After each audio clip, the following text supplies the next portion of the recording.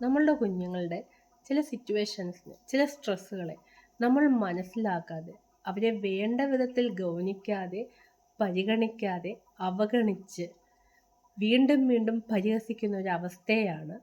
അത് ഒരു പിഴവല്ല, ഒരു ബോധമില്ലാത്ത, ഒരു അവബോധമില്ലാത്തൊരവസ്ഥയാണ് unintentional emotional gap or unintentional emotional abuse എന്ന് പറയുന്നത്. നമ്മൾ മനഃപൂർവ്വമല്ലാതെ ഉപയോഗിക്കുന്ന വാക്കുകൾ നമ്മുടെ കുഞ്ഞുങ്ങളുടെ മനസ്സിനെ മുറിപ്പെടുത്തുന്നു. ആ മുറിപ്പെടുത്തുമ്പോൾ ആ വ്യക്തിയെ മാനസികമായും ശാരീരികമായും അതിനെ തകർക്കുന്നു. അത് നമ്മളങ്ങനെ അവർക്ക് മുറിപ്പെടുത്തിയൊന്നും നമുക്കും മനസ്സിലാകുന്നില്ലാത്തൊരവസ്ഥ. ആ അവസ്ഥ വരുമ്പോൾ നമ്മുടെ കുട്ടികളെ എങ്ങനെ തിരിച്ചു കൊണ്ടുവരാൻ പറ്റും? പോസിറ്റീവ് ബേസ്ഡ് ഇമോഷണൽ ടോണിലൂടെ നമുക്ക് തിരിച്ചു കൊണ്ടുവരാൻ സാധിക്കും. നമ്മൾ തകർന്നു എന്ന് നമുക്ക് തന്നെ മനസ്സിലായാൽ, നമ്മളുടെ ആരിൽ നിന്നാണോ നമുക്ക് വേദന ഉണ്ടായ വ്യക്തികളെ നമുക്ക് മാറ്റിയെടുക്കാൻ കഴിഞ്ഞില്ല എന്നുണ്ടെങ്കിൽ, നമ്മൾ എമർജൻസി ആയിട്ട് ഒന്ന് പ്രാർത്ഥിക്കുക, അല്ലെങ്കിൽ ഒന്ന് മെഡിറ്റേറ്റ് ചെയ്യുക.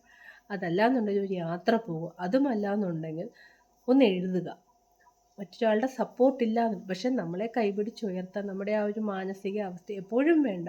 ഞാനുണ്ട് നിൻ്റെ കൂടെ. നമ്മുടെ അമ്മമാർക്ക്, അല്ലെങ്കിൽ നമ്മുടെ മുത്തശ്ശിമാർക്ക്, അല്ലെങ്കിൽ മുതിർന്ന ആൾക്കാർക്ക് പണ്ട് കഴിയുമായിരുന്നു. പക്ഷെ അവർക്കിത് മനസ്സിലാകുന്നില്ല. നമ്മളുടെ പുറത്തുനിന്ന് വരുന്ന നമ്മുടെ പ്രശ്നങ്ങളെ ഒരു ജനറേഷൻ ഗ്യാപ്പാണോ എന്നറിയില്ല. അപ്പോൾ ഇമോഷണൽ ബേസ്ഡ് പോസിറ്റീവ് ടോണിലൂടെ തീർച്ചയായിട്ടും നമുക്ക് ഈ ഒരു ഇമോഷണൽ ഗ്യാപ്പിനെ നമുക്ക് മാറ്റിയെടുത്തേ പറ്റൂ. നമ്മളിൽ ആ ഒരു അകൽച്ച, മാനസിക അകൽച്ച വന്നാൽ, മനസ്സുകൾ തമ്മിൽ ദൂരം ഉണ്ടാകുമ്പോഴാണ് വീടുകളിൽ ശബ്ദമുയരുന്നതും ശബ്ദമലിനീകരണത്തിന് കുടുംബാന്തരീക്ഷം തകരുമ്പോഴും അതിനെ തകർക്കപ്പെട്ടു എന്ന് കണ്ടാൽ എത്രയും വേഗം ഒരു ഇമോഷണലി പോസിറ്റീവ് ബേസ്ഡ് ടോൺ, അതൊരു സത്സംഗിലൂടെ, അല്ലെങ്കിൽ നാമം ചൊല്ലലിലൂടെ, അല്ലെങ്കിൽ അഖണ്ഡ നാമത്തിലൂടെ, ആത്മീയമായിട്ട് അങ്ങനെ, അല്ലെങ്കിൽ നമ്മൾ എത്രയും വേഗം ഒരു പുസ്തകം വായിക്കുക, അല്ലെങ്കിൽ പെട്ടെന്നൊന്ന് മഴ കാണുക, അല്ലെങ്കിൽ ഒരു കടലിൻ്റെ അടുത്തുള്ളവരാണെങ്കിൽ അത് വർക്കൗട്ട് ആവില്ല, ഒരു കടൽ കാണാൻ പോവുക.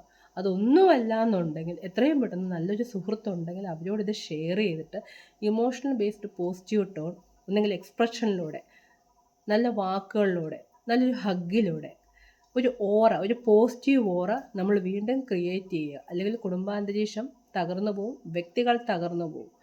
അങ്ങനെ ഒരു തകർച്ച വരാതെ മനസ്സുകൾക്കിടയിൽ എപ്പോഴും ഒരു പോസിറ്റീവ് പാലം പണിയാൻ നമ്മൾ പ്രത്യേകം ശ്രദ്ധിക്കണം. ഇമോഷണൽ ബേസ്ഡ് ആയിട്ടുള്ള ഈ ഒരു ഗ്യാപ്പ്, അല്ലെങ്കിൽ നമ്മൾ ഒരു ഇൻറ്റൻഷൻ ഇല്ലാതെ വരുന്ന മുറിപ്പെടുത്തലുകൾക്ക് കാരണം ഇപ്പുറത്ത് നിൽക്കുന്ന വ്യക്തി മാനസികമായി തകർന്നിട്ടുണ്ടോ എന്ന് നമുക്ക് തിരിച്ചറിയാനുള്ള കഴിവില്ലായ്മയാണ്. അതൊരു തെറ്റല്ല. നമുക്കതിനെ പല ഇങ്ങനെയുള്ള വീഡിയോസിലൂടെ, അല്ലെങ്കിൽ നമുക്ക് പല എക്സ്പേർട്ടിനോട് ചോദിച്ചും മനസ്സിലാക്കിയും നമ്മുടെ കുഞ്ഞുങ്ങളെ ഇമോഷണലി വീക്കാകാതെ, വീണുപോയാൽ കരുത്തരാക്കാൻ നമുക്ക് ഒരുമിച്ച് ശ്രമിക്കാം. വസുദൈവ കുടുംബം, എല്ലാവരും ഒരുമിച്ച് നിന്നാൽ, ഒരു സ്നേഹം, ഒത്തൊരുമ, ഐക്യം വന്നാൽ ഒരു നല്ലൊരു ലോകത്തെ, നല്ലൊരു തലമുറയെ നമുക്ക് എല്ലാവർക്കും കൂടി സൃഷ്ടിച്ചെടുക്കാൻ സാധിക്കും. B positive.